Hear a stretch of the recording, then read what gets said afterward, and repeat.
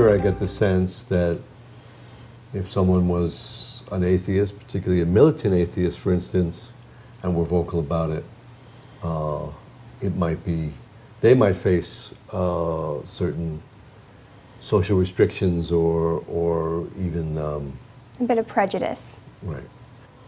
People sometimes refer to this as the LA area of Florida and have a joke about UCLA, with South Florida being Upper Cuba and our area as Lower Alabama, okay? And we even have had secession movements to secede from Florida and join Alabama back in the heyday of Wallace. How far are we from Alabama, just to give people a sense? Well, we're about 30 miles to the west is Alabama, and about 40 miles to the north is Alabama. So we're less than an hour away. Yes. Okay. Yeah. Our market, media market, is Pensacola, Mobile. Got it. The TV transmitting towers are in between the two cities, so the coverage is for both. There's a long fundamentalist background here, and I'm not really of it. I've been here for almost 40 years. I'm originally from New Orleans, and it's only 200 miles away. Most people don't realize that New Orleans is so close. Where Pensacola is almost exactly between New Orleans and Tallahassee, the state capital. And so had it not been that I was married here and have a child who was born and raised here, that's how I sort of got into it, because I was not at all into it. The expressiveness of fundamentalist white Baptist, although it's not just Baptist, it's also Assembly of God, aura over this part of Florida is pretty wide and deep.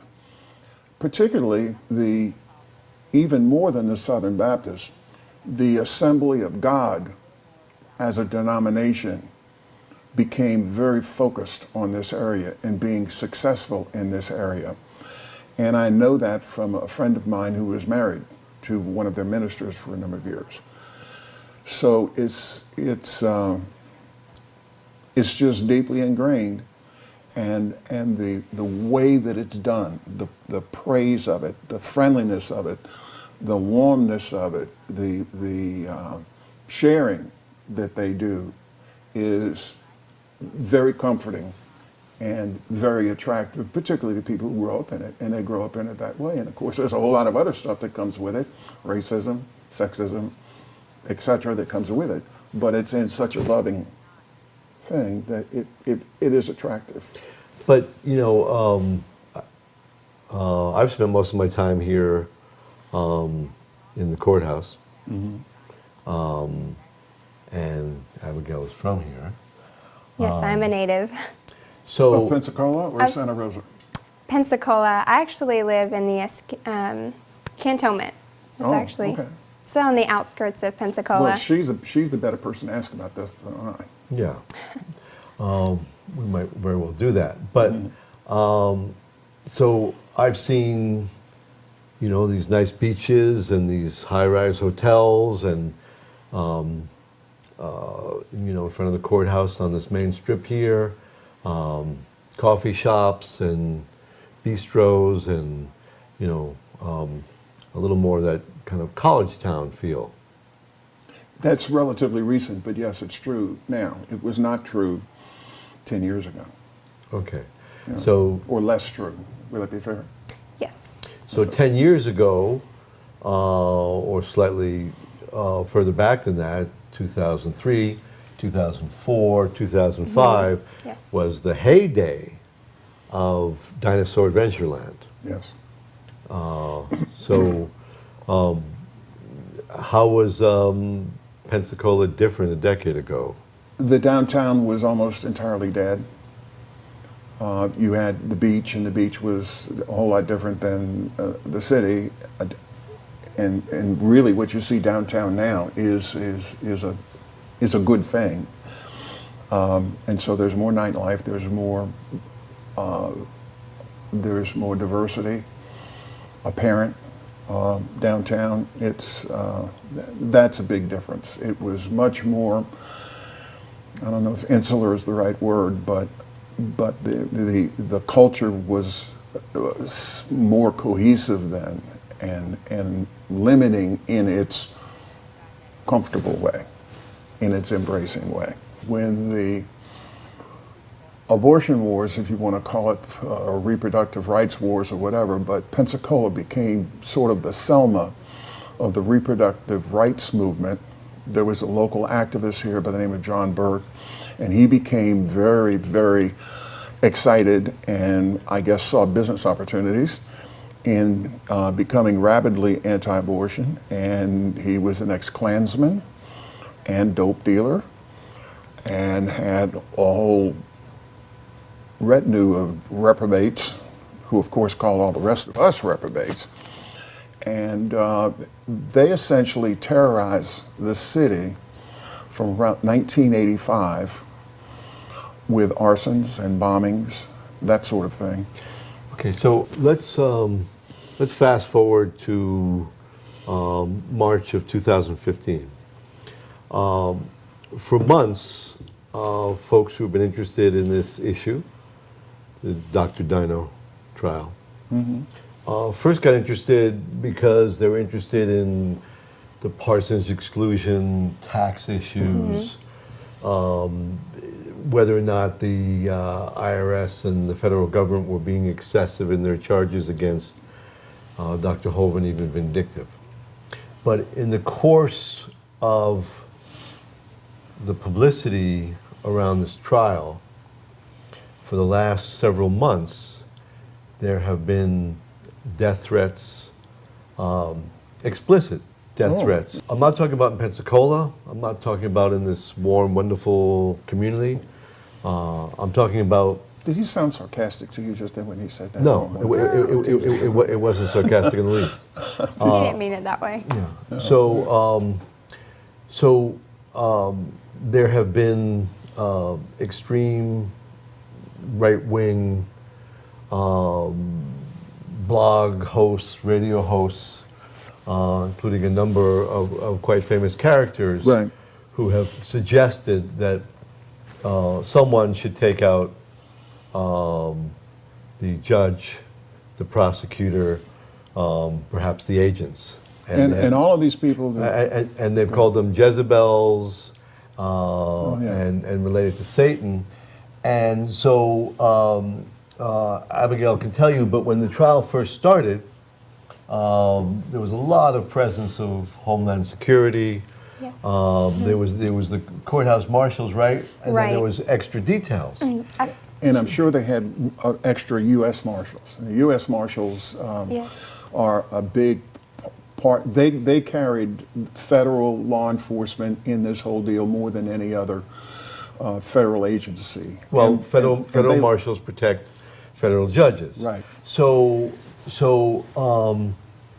back in the days of the clinic, it was hard to get a detail cop. And what we saw was very intensive, very alert Very. security. Yeah.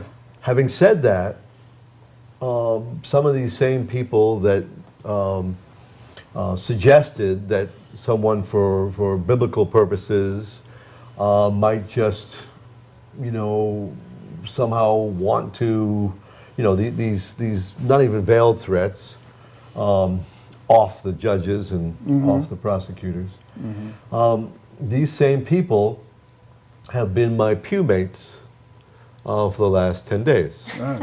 And they've been allowed in. Right. And they have been. Do they get vocal in the courtroom? They absolutely do not get vocal in the courtroom. There is no talking in the courtroom. Because that judge is she's a pretty good judge.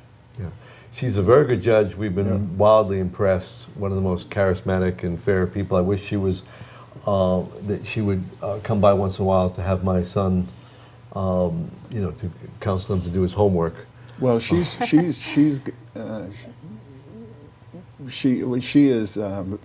very highly respected. So my point being is, the jury's out on the trial. The trial is about some liens. Yes. And basically paperwork surrounding some tax fraud. Mail fraud. The mail fraud charge is so that it's a federal case. It's really sort of a pretext, but it's basically about a tax case. But I wonder if the jury entered a charge of guilty. Yeah. With Dr. Hoven. I wonder if it would get ugly. I wonder, we haven't seen many folk from Pensacola. We have seen supporters of the Hovens and the sovereign citizen movement Right. come from Alabama and come from Louisiana. Yeah. and Colorado, and by and large, there have been orderly, vocal protests. So, how does it feel?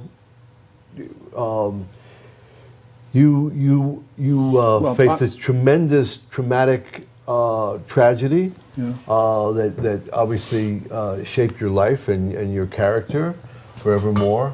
And if you've just followed this case or driven by the courthouse, does it bring you back to those days at all? Have you connected the two?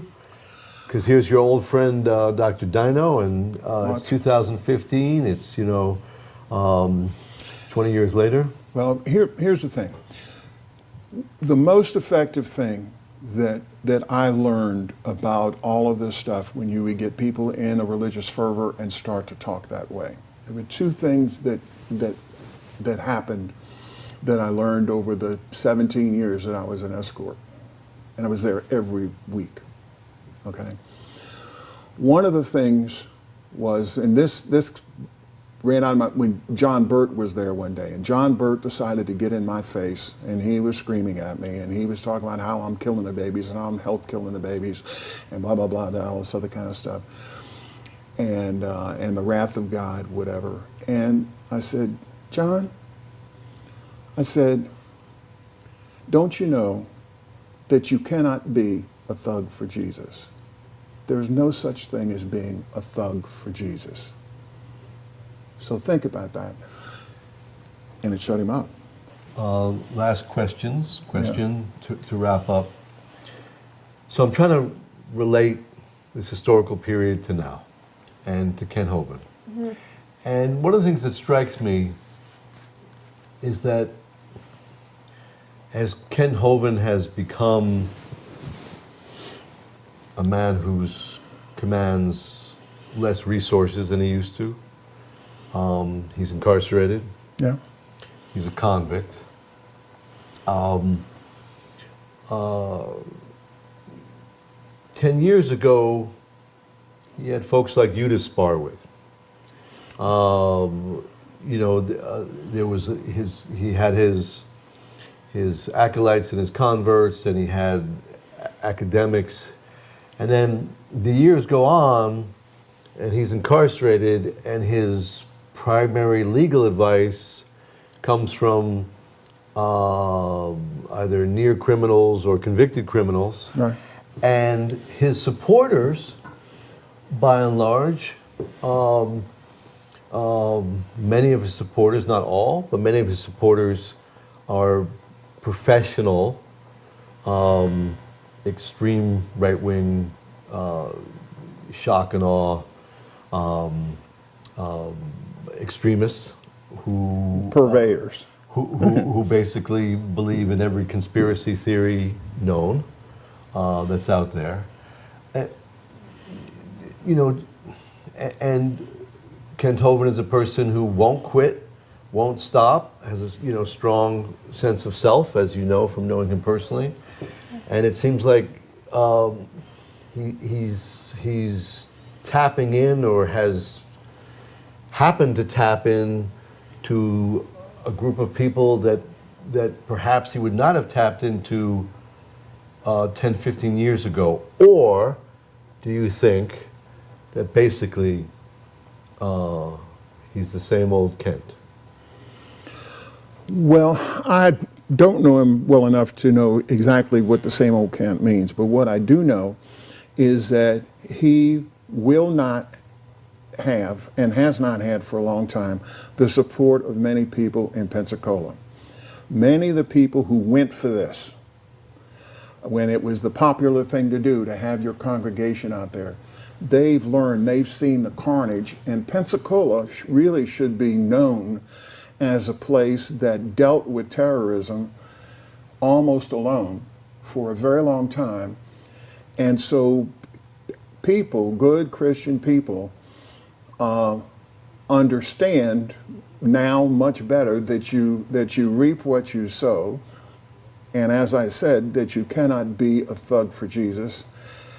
And another quite southern thing that happens here, and another thing that was quite effective when we would talk to that, is that if you would try to talk to someone about their theology or whatever, you get nowhere. But if you said, if you gave them illustrated, showed them videotape of what happened, what they would be affronted by, these people are rude.